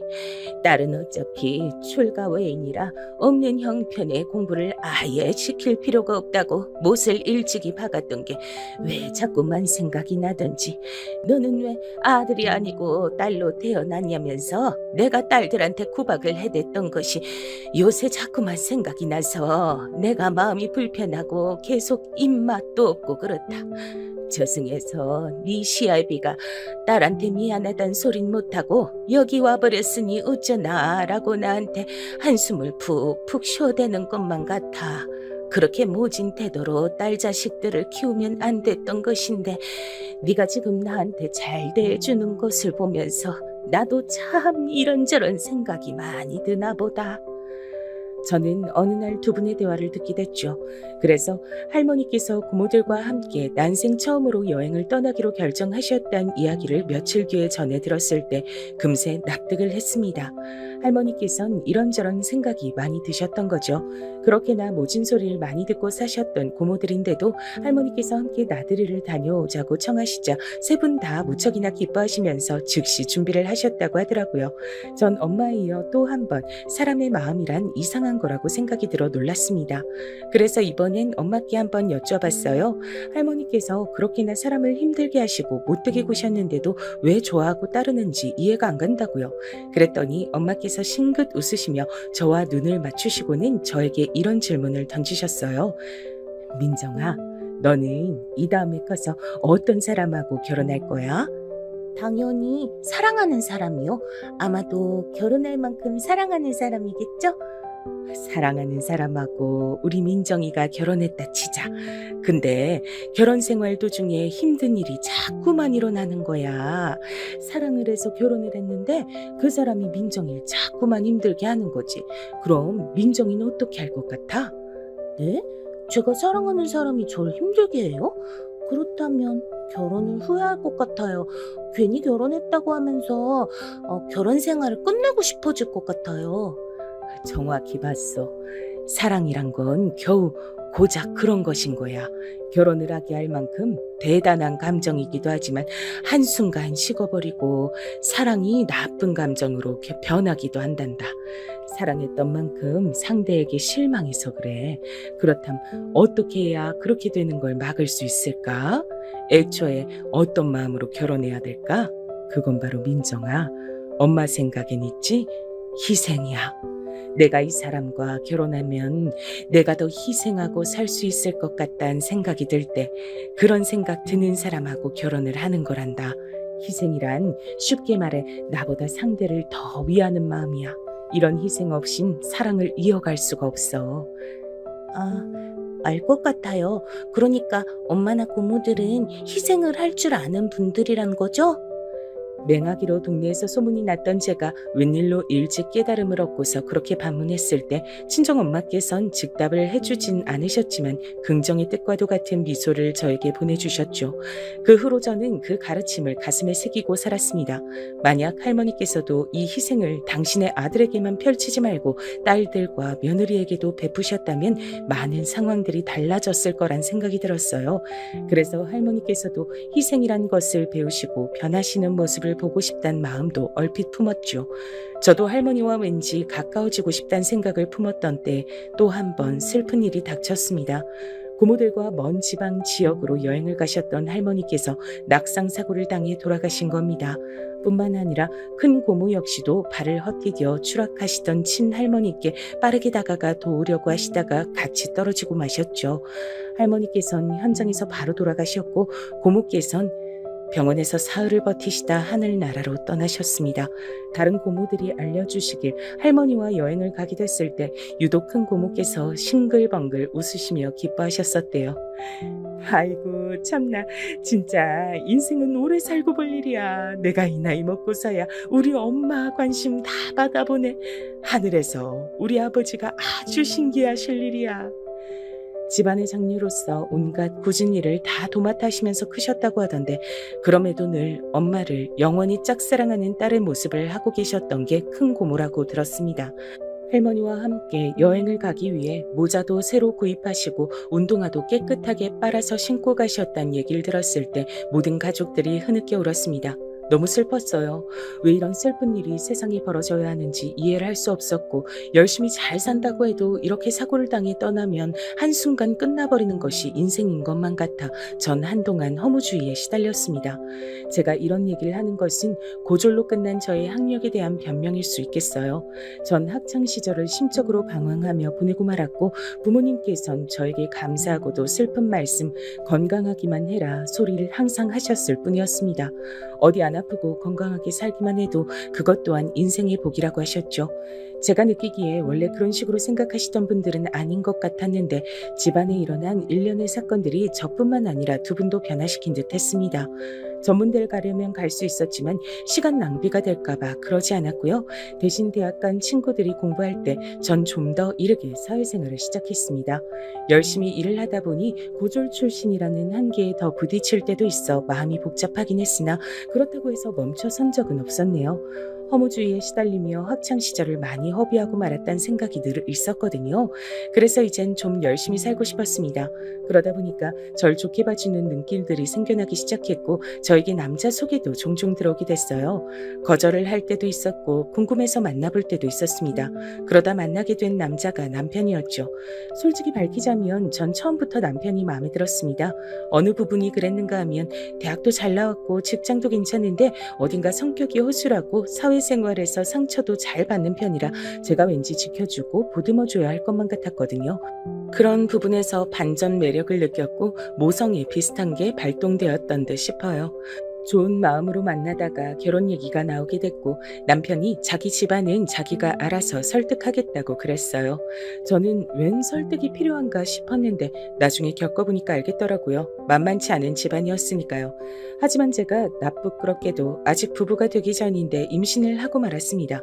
갑자기 찾아온 생명이었고 저희 부부는 혼비백산으로 결혼 준비에 들어갔었죠.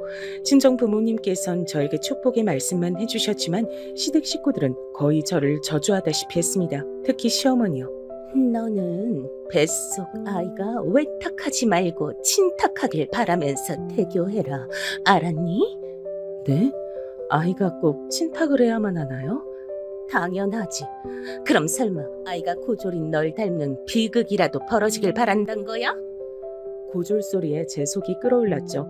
열심히 살아온 제 인생이 부정당하는 것만 같았으나 전 시어머니께 그럼에도 순종하기로 했습니다.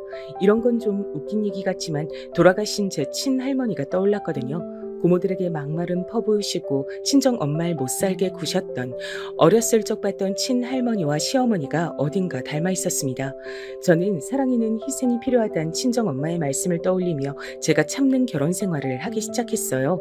건강하고 예쁜 딸이 태어났을 때도 시어머니께선 애가 엄마를 안 닮아서 다행이다라며 가슴을 쓸어내리셨고 시누이와 작당을 하며 절 험담하시는 건 기본이셨으며 제가 시댁에 가면 절 종부리듯 하셨습니다.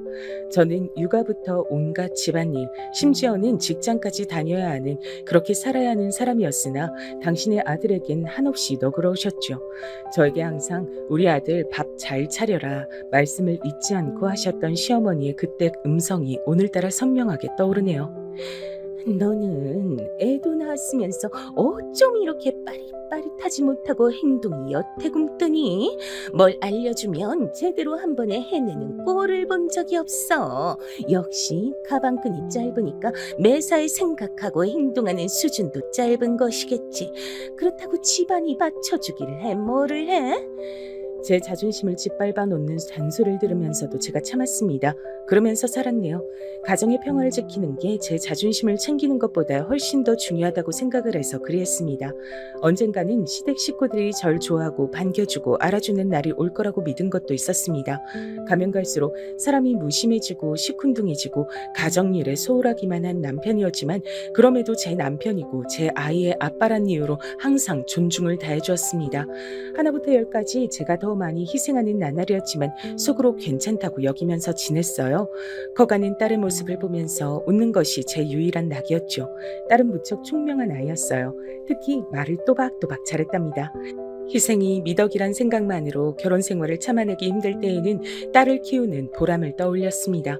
그것으로도 저는 만족한다고 여겼고요. 그러던 어느 날이었습니다.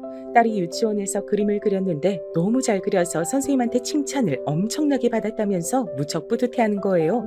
절 닮아서 그런지 그림엔 영 소질이 없는 것 같은 제 딸이라고 평소에 생각을 몰래 해왔기 때문에 전 바로 웃음부터 났습니다.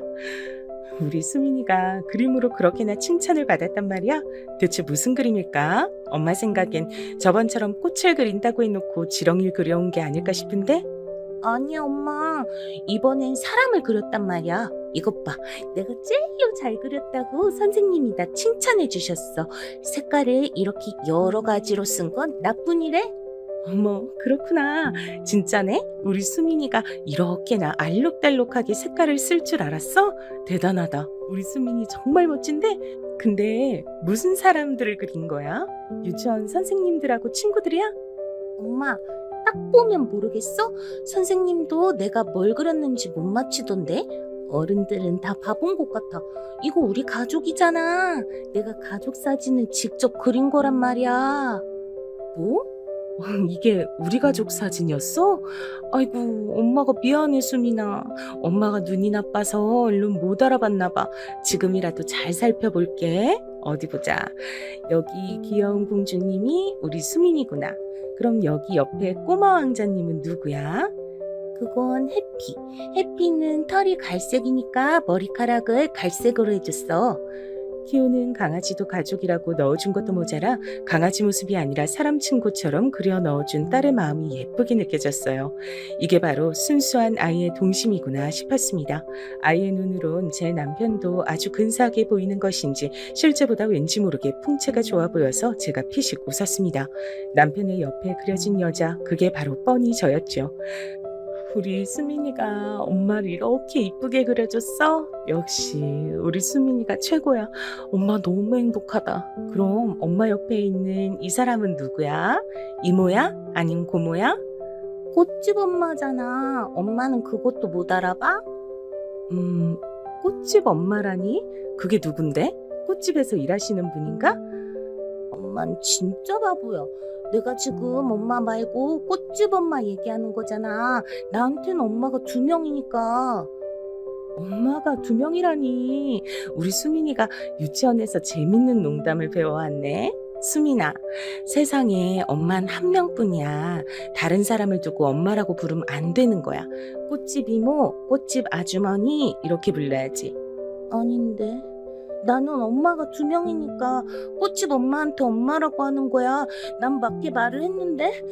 엄마 왜 나를 혼내? 엄마 미워. 딸이 토라졌는지 입술을 삐죽 내미는 순간 저는 갑자기 등줄기에 소름이 쫙 돋아났습니다. 딸이 농담이나 잘못된 정보를 말하는 것이 아니라 진심으로 있는 사실 그대로를 말하고 있을지도 모른다는 생각이 불현듯 들고 말았던 것입니다. 저는 토라진 딸을 달래면서 차분하게 물어보기로 했어요. 수민아, 엄마가 몰라서 이러는 거야. 우리 수민이 혼내려고 그런 게 아니니까 기분 풀까? 어? 우리 착한 수민이가 기분 풀고 꽃집 엄마 얘기 좀 해주라. 엄마가 이렇게 부탁 좀 할게.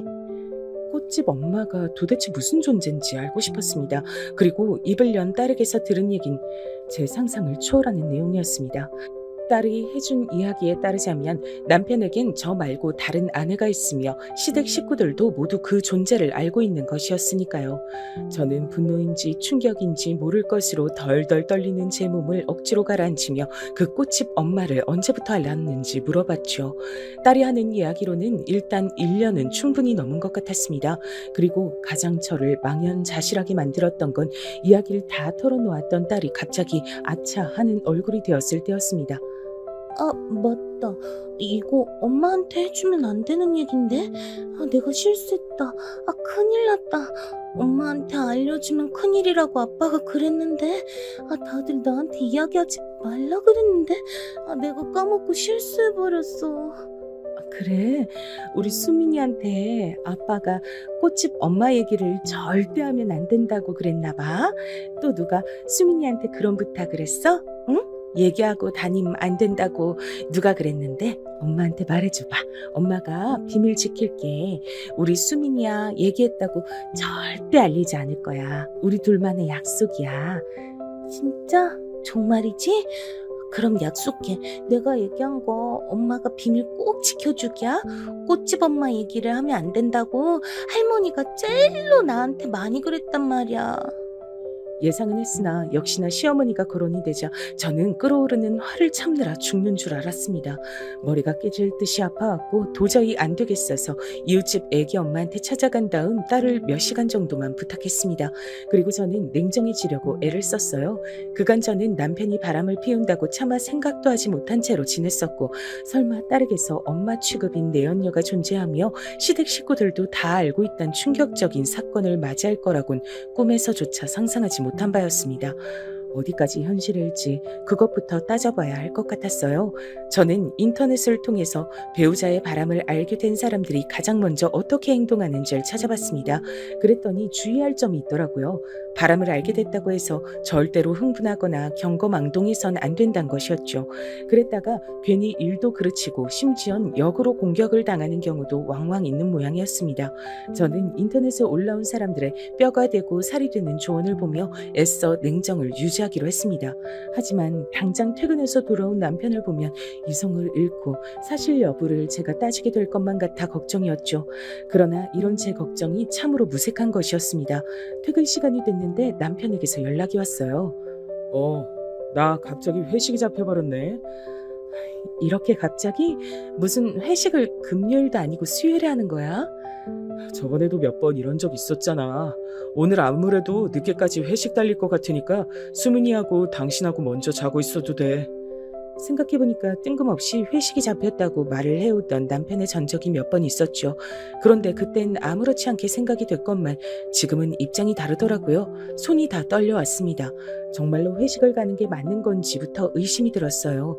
이미 의심의 싹이 이토록 자라난 이상 돌이킬 수 없는 것 같아 저는 결심을 굳혔습니다. 전문가를 고용하기로 했어요. 불륜의 증거를 전문적으로 잡아준다고 알려진 흥신소를 찾아간 겁니다. 비용은 비상금에서 마련했죠. 남편은 설마 하니 제가 비상금을 이런 곳에 쓸 줄은 꿈에도 모를 터였죠. 의뢰를 맡길 땐 이런 걸 정말 맡겨도 되는 건가 싶어 걱정이 됐지만 거기 사장님이 말씀하시길 불륜 커플들이 없었으면 그 업계는 진작 망했을 거라고 했죠. 그만큼 불륜을 많이 저지르고 그 내막이 기상천외할 때도 잦다고 했습니다. 씁쓸한 기분이 들면서 저뿐만 아니라 남들도 비슷한 상황을 겪는다는 것에 조금 안심이 됐던 것도 같아요. 딸의 입당속은 철저히 시켜놨으니 제가 설마 본인의 뒷조사를 하리라곤 남편이 꿈에도 모를 것이고 만약 뒷조사에서 별다른 것이 안 나온다면 가정의 평화는 쭉 이어질 것이라고 여겼습니다. 그러나 며칠이 지나 제가 받아든 결과물은 엄청난 것이었어요. 네? 정말로 제 남편에게 여자가 있었다고요? 그것도 꽃집을 운영하는 여자요? 예전에 만났던 사이로 추정이 되더군요. 여기 정리한 자료 있으니까 한번 넘겨보시죠. 예전에 만났다니 그게 무슨 말씀이세요? 이건 뭐죠? 제 남편이 그 여자하고 대학 다니던 시절에 사귀었다고요? 주변 사람들은 다 아는 공개적인 커플이었다니. 저는 남편의 뒷조사가 이루어진 결과를 살펴보며 경악을 이어갈 수밖에 없었습니다. 내막은 이러했어요. 남편은 그 여자와 대학 다니던 시절에 사귀었고 대략 3년 정도를 만나다 헤어졌습니다. 그 여자는 남편보다 2살 연상으로 유복한 집안의 고명딸이었죠. 그 여자는 외국에 가서 박사 학위를 딸 정도로 배경도 좋고 머리도 좋았지만 결혼을 하면서 일을 내려놓게 된 모양이었습니다. 결혼하고 곧 임신을 했었기 때문이죠. 그랬지만 문제가 생겨 아기는 유산됐고 그러면서 2번 다신 임신하기 어려울 거란 병원의 소견도 들었던 것입니다. 그게 부부간의 불화를 불러왔던 듯 싶어요. 유산 이후 1년 만에 이혼을 한 것입니다. 집안에선 어떻게든 재혼을 시키려고 했지만 그 여자는 결혼 생활에 질릴 대로 질린 상태라고 주변의 공공연히 말을 하고 다닌다고 해요. 열심히 병원 치료를 받으면 혹시 임신이 다시 가능할지도 모른다면서 그 가족들이 난리를 쳤다고 하는데 그럴수록 그 여자는 임신에서도 마음이 떠버렸다고 합니다.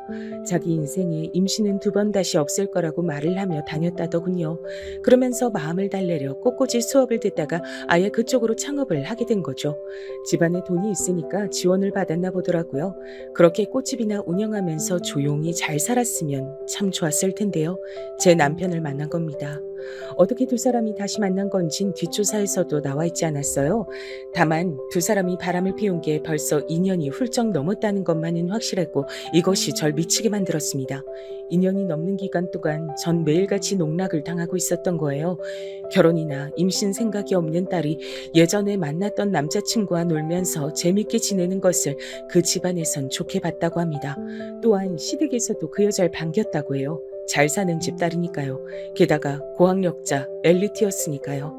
그래서 남편이 그 여자와 바람을 피우는 걸 지지해 주었고 한술 더 떠서 제 딸을 그 여자에게 소개시켜주며 또 다른 엄마라고 칭했던 겁니다. 저는 이 부분이 너무나도 역겨웠어요. 어디까지나 아이 엄마는 저인데 바람난 여자한테 엄마라는 호칭을 준 건 대체 뭐 하는 짓인가요? 어린아이의 정서를 위해서라도 절대 하지 말아야 할 짓이었습니다.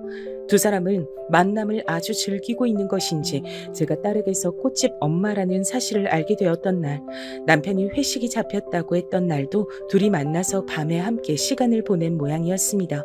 이 모든 것을 알게 된 저는 가슴이 찢어질 것 같았고 숨이 잘 쉬어지질 않았습니다. 제가 해왔던 희생, 헌신, 그 무엇 하나 보답받을 수 없었던 행위였던 사실이 절 비참하게 만들었어요. 한 집안, 한 방, 한 침대에서 살고 있는 제 남편이란 작자가 철저하게 절 농락했다는 사실도 절 돌아버리게 만들었지만 다 같이 한 통속으로 절 바보 만들었던 시댁 식구들 때문에 더 미칠 것만 같았습니다. 뒷조사 결과에서 같이 딸려온 사진들이 몇 장 있었어요. 그 여자가 소지하고 있는 사진들이라고 하던데 꽃집의 구석에 걸려있는 것들이라고 했습니다. 아무리 구석이라지만 보란듯이 매장에 전시를 해놓았다는 것이 소름 끼쳤어요. 그 사진들은 남편과 딸과 함께 그 여자가 셋이 찍은 사진이었고요. 시댁 식구들 남편과 함께 어딘가로 놀러가며 환하게 웃으며 찍은 사진들이었습니다. 언제였는지 몰라도 절 빼고 모두가 모여 한마음으로 행복하고 재밌게 시간을 보냈던 거예요. 피눈물이 흐르는 것만 같았습니다. 사람을 바보로 만드는 것에도 정도가 있는 것이었죠. 이건 정말 사람이 할 짓이 못됐고요. 마주한 진실 앞에 머리가 아프도록 울고 난 전 제 자신을 위해 움직이기 시작했습니다. 더 이상 바보 취급을 당하고 싶진 않았어요. 이게 정말 현실이 맞냐며 왜 내가 이런 꼴을 당해야 하냐면서 그런 나약한 질문이나 쏟아내며 그들에게 응징할 수 있는 기회를 날리고 시간을 날리는 짓은 하지 않기로 했습니다. 모든 증거를 차분하게 정리해둔 저는 가장 먼저 그 여자를 찾아갔습니다. 제 안에 순수한 궁금증도 있었거든요. 그 여자 정도 되는 인물이 아무리 실패한 결혼 생활이니 임신하기 힘들어진 몸이니 하더라도 왜 애까지 딸린 남자하고 놀아나고 있는지 답을 직접 눈앞에서 보고 싶었습니다. 아담한 꽃집이더군요. 통유리로 이루어진 매장이 이뻤습니다. 레이스가 달린 앞치마를 하고 기다란 머리를 한쪽으로 늘어뜨려 묶은 그 여잔 딱히 동안이 아니어서 자기 나이로 보였지만 수수하고 청초한 분위기가 있었어요.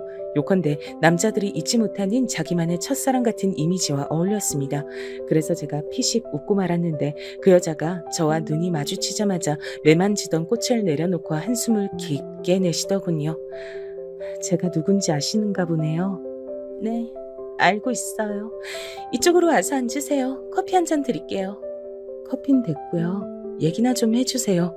절 어떻게 아시는지 그 얘기부터 시작하시면 되겠네요. 그 여자를 보면 당장 뺨이라도 내려칠까봐 걱정했는데 막상 마주하니까 머리가 오히려 차갑게 식더라고요. 제 소중한 딸이 이 여자를 또 다른 엄마라고 여기며 그렇게 불러왔을 생각을 하니까 너무나도 기가 막혀서 그랬던 것일지도 모르겠습니다. 그 여잔 제 앞에서 무척이나 태연하게 제 남편과 만남을 이어온 얘기를 꺼냈어요. 그러면서 말을 하더라고요. 제 남편이나 시댁 식구들은 본인들이 입을 열지 않는 한 비밀이 영원할 거라고 여겼지만 자긴 그렇게 생각 안 했다고요. 분명 멀지 않은 때에 이런 순간이 올 거라고 예상을 했다고요. 그런 소리를 하면서 덧붙이길 제 남편을 진심으로 사랑한다 그랬습니다. 두 사람이 진짜 사랑하는 관계고 전 그 사이에 어쩌다가 보니 끼어버린 이물질이라 그랬어요. 남편과 바람이 난 상간녀에게서 제가 이물질이란 소리를 듣게 되다니 인생이란 참 잔인한 것이란 생각이 들었네요. 그런 저 같은 이물질을 왜 그 사람들이 여태까지 그냥 뒀을까요? 진작에 저 같은 이물질을 치워버렸으면 될 일인데요. 그 이유가 그쪽은 뭐라고 생각하시나요? 궁금했던 점을 한번 물어봤습니다. 남편이 진짜 사랑을 찾아서 바람을 피우는 거라면 시댁 사람들도 다 인정을 했다면 왜 제가 여태까지 이혼의 이응자도 마주하지 않고 살아온 것일까? 그게 희한했거든요. 근데 그 여자가 내어놓은 답변을 듣고 제가 멍해지고 말았습니다. 그건 제가 원했기 때문이에요. 전 이혼을 겪어본 사람이라 다시 누군가와 재혼하는 건 별로 달갑지 않았어요. 그래서 그 사람이 이혼하고 저한테 온단 걸 말렸습니다. 진짜 돌아버리겠네. 진짜 사랑이신데 결혼은 하기 싫어서 불륜 관계로만 지내셨다. 머리털 나고 들어본 얘기 중에 가장 황당하네요. 거기까진 내가 그렇다 칠게요. 근데요, 우리 수민이한테서 엄마 소린 왜 듣고 자빠졌던 거예요?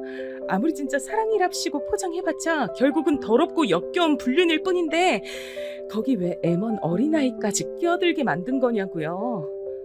제가 그러도록 요구했던 게 아니에요. 어머님이 너무 애같하게 제가 수민이와 잘 지내길 원하셨기 때문에 따랐던 것뿐이에요. 어머님이요? 제 시어머니요? 그분이 왜요? 그분이 당신한테 뭐라고 그랬는데요? 쭉 지내다 보면 제가 결국 그 사람과 진심으로 결혼까지 하고 싶어지게 될지도 모를 일이니까 그때를 대비해서 아이와 미리 친해지는 게 낫다고 하셨어요. 저도 임신에 대한 부정적인 생각이 있을 뿐 아기 자체는 무척 좋아하거든요. 이쁘고 똘똘한 수민이 보자마자 저도 마음이 녹아내렸고요. 그래서 어쩌다 보니 아이에게서 엄마 소리 듣게 됐네요. 이건 정말 미안하게 생각합니다. 기가 막혀. 미안하다고 하면 단가요? 어린아이에게 더러운 경험을 하게 해놓고서 이제 와서 그럼 끝인가요? 제가 남편하고 이혼을 한다고 쳐요. 그쪽 때문에 제가 이혼을 한다고 치더라도 그게 아이와 무슨 상관이 있어요? 아이는 제가 키울 건데? 그건 본인의 생각일 뿐이잖아요.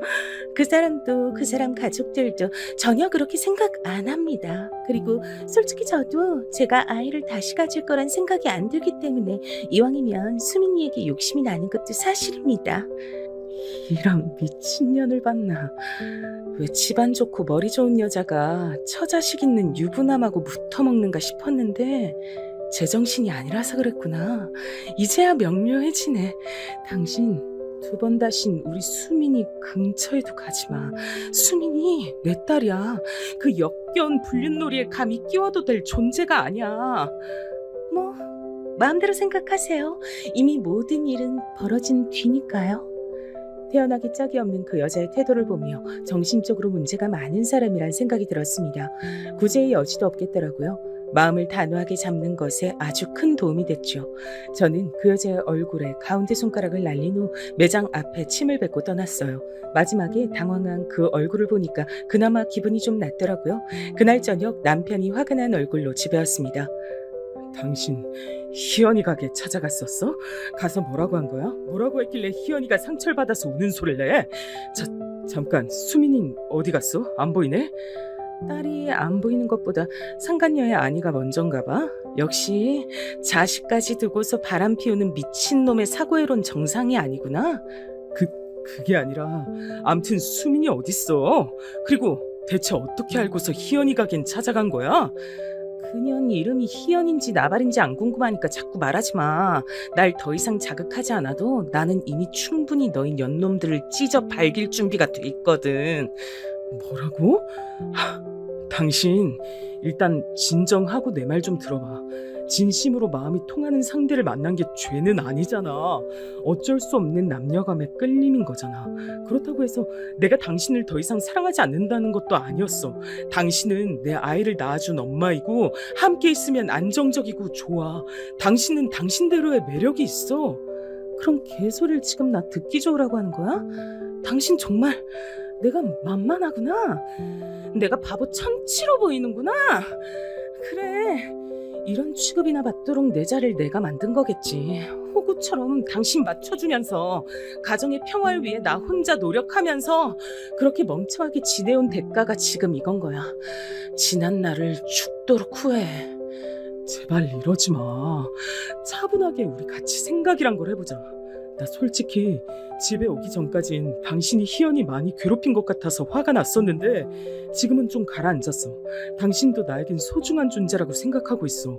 우리 같이 해결법을 좀 찾아보자. 우리라니? 잘못은 너 혼자 있는데 왜 거기 날 끼워놨니? 어? 이 미친놈아, 너 지금까지 나한테 사과 한마디도 안 한 거 알아?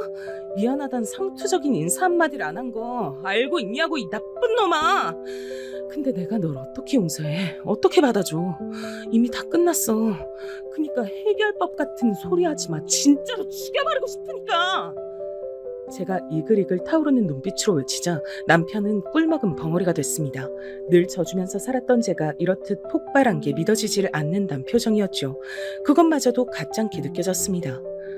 수민이 지금 자기 외할머니하고 재밌게 놀고 있을 거야. 그러니까 걱정하지 마.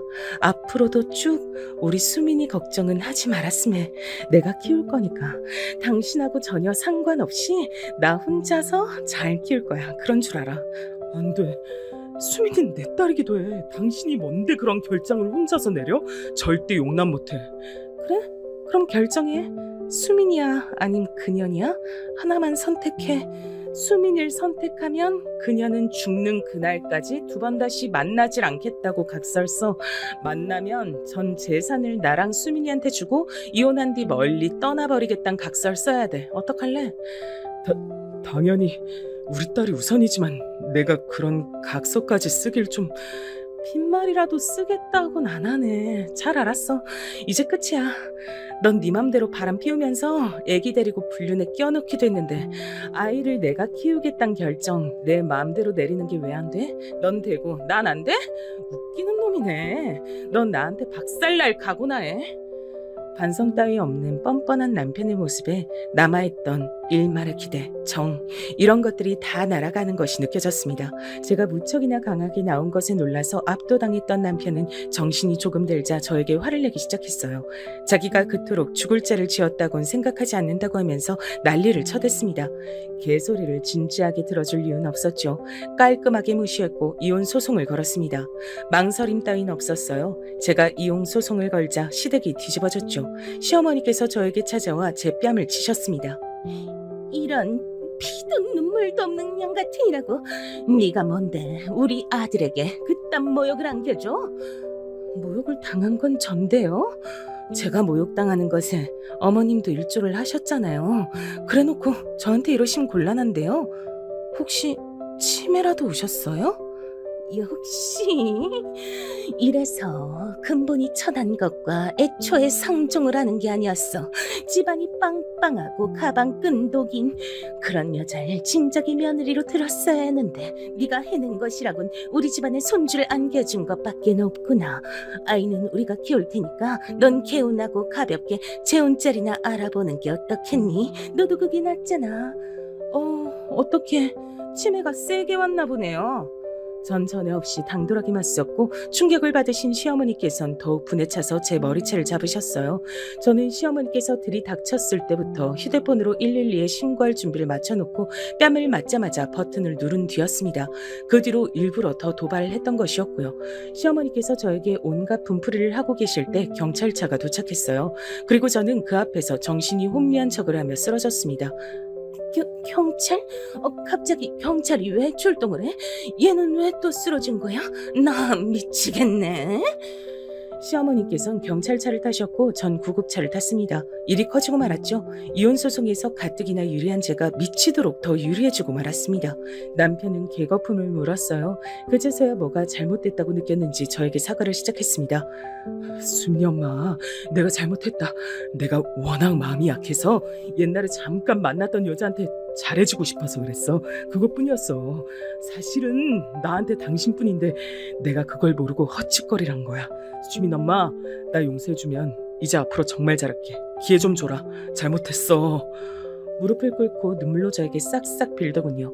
이런 사과를 할 줄도 아는 남잔지 처음 알았네요. 전 그 사과를 거절하지도 않고 받아주지도 않았습니다. 남편의 애가 타들어갔고 그 다음으론 시어머니와 시누이가 찾아와 저에게 눈물의 사과를 해댔어요. 용서해달라고 하더군요. 절 기만한 걸 후회한다 했습니다. 전 그 모습을 보며 악어의 눈물이란 생각만 들었죠. 전혀 진심으로 안 보였습니다. 그래서 저는 초연하게 입을 열었어요. 차라리 이걸 그냥 잘된 기회라고 생각하시죠. 이혼하고 나면 아들의 새 출발을 지켜보실 수 있잖아요. 그 여자 임신이 아주 불가능하다는 것도 아닌 것 같은데 시도해보면 아이 소식이 있을지도 모르고요. 그 집안 경제적으로 괜찮다면서요. 돈을 퍼부으면 안 될 일도 없겠죠. 그렇게 생각을 하니? 네가 정 그렇다면야 나도 뭐 최대한 그렇게 생각을 해볼 수도 있는 건데 중요한 건 지금 이혼 소송 중이잖아. 너 때문에 우리 아들이 목사발 나고 있는데 네가 소송 좀 어떻게 해결 좀 해주면 안 될까? 어머님, 절 기만해 오신 거 스스로 인정도 하셨잖아요. 근데도 제가 이혼 소송으로 정당한 승리 하나 쟁취하지 못해야 한다고 생각하시는 거예요? 설마 그렇게까지 양심이 없는 건 아니시죠? 제가 조용히 일침을 가하자 시어머니와 시누이가 입술만 꽉 깨물 뿐 아무 대꾸도 못했습니다. 돌아서면서 제가 이렇게 말을 잘하는 년인 줄 몰랐다며 자기들끼리 불만 어린 중얼거림을 뱉더군요. 그게 다 들려서 저는 그냥 피식 웃고 말았어요. 전 당연히 이혼소송에서 승리를 거머쥐었고요. 아주 완벽한 승리였기 때문에 남편 놈은 탈탈 털렸습니다. 어린 딸도 당연히 엄마인 제가 키우는 것으로 결정이 됐고요. 남편은 딸 앞에서 눈물쇼를 펼쳤지만 크게 소용이 없었죠. 아빠, 꽃집 엄마는 엄마가 아니었어? 그냥 아줌마였어?